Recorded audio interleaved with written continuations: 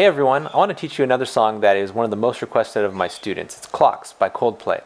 And it really is pretty simple. You have to know a little bit about chords, and we're going to be playing on the black keys a little bit. But it all ultimately breaks down to just 3 easy parts.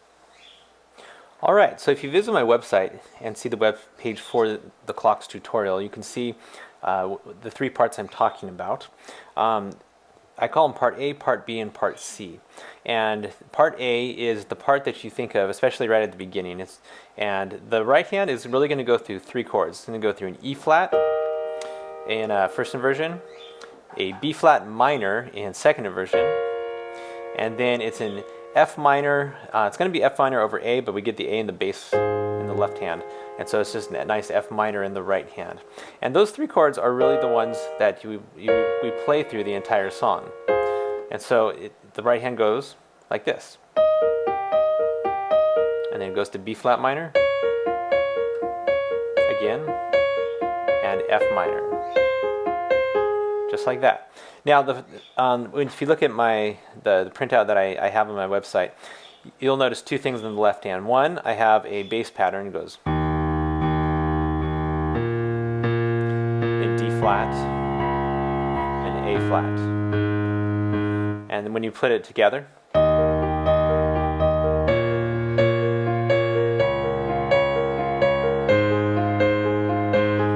and by the way, I'm pedaling every major beat, every of the accented beats. Now that's what happens most of the time. But there's another thing that happens right at the beginning. They don't have the bass in there. They actually just play the chords.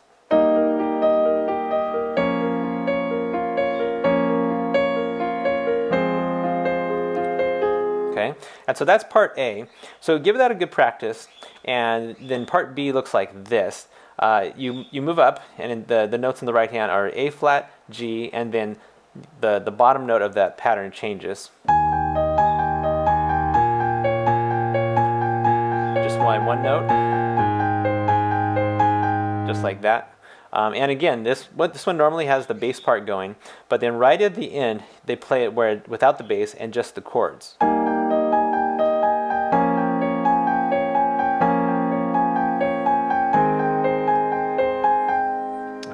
And so don't try to play the chords and the bass and the right hand part all at the same time. In the left hand, the bass clef part, it's one or the other. Another thing that you can do on both of these, and I'll leave this up to you, is you can actually make them all 8th notes.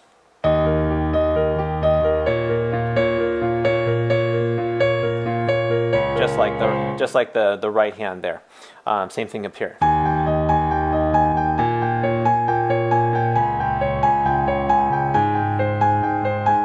And then Part C, this is the longest part. The Part A and B are both 4 measures. Part C is a little bit longer because it's actually going to be 16 measures. We play a similar pattern 2 times, but the chords all change. So we have this G flat major 7.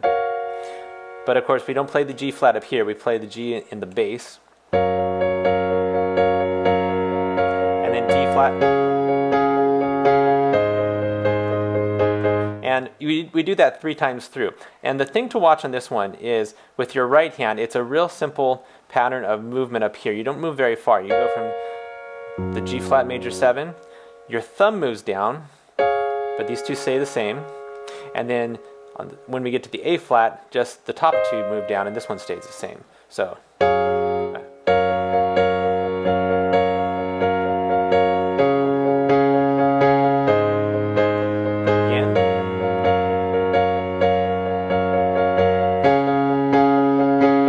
One more time, same thing.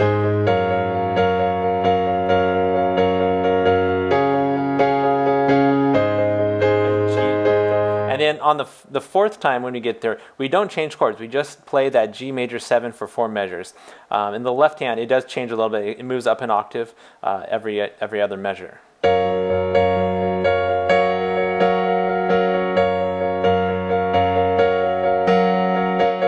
Okay, so those are your 3 parts.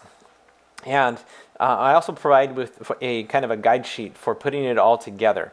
And so I'm going to link to that right now so that you can go and play along with the track and get everything working together. A couple other tips on this one, lots of pedal. And we want to change the pedal every time you get that accented note. So it's put the pedal down and then change, change.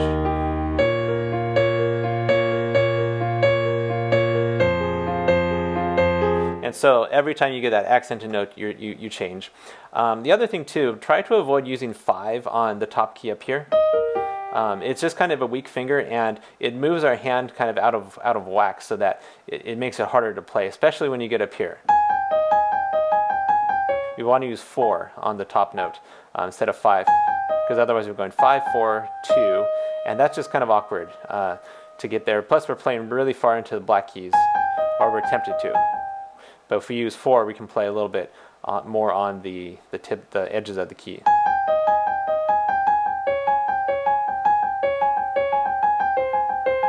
All right, so go ahead and look at the play along video. Make sure you download the tutorials from my website, and have fun with this song.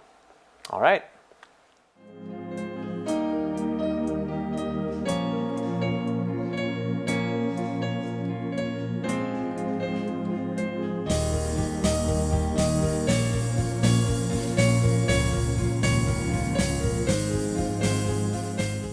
Be sure to like our video if you like it, and in the comments below, tell us what other suggestions you might have for some tutorials. We want to be doing one of these a month to help you guys learn how to play piano better, and let us know what you think of. So, because we really do value your comments. So thanks, and I'll see you next time.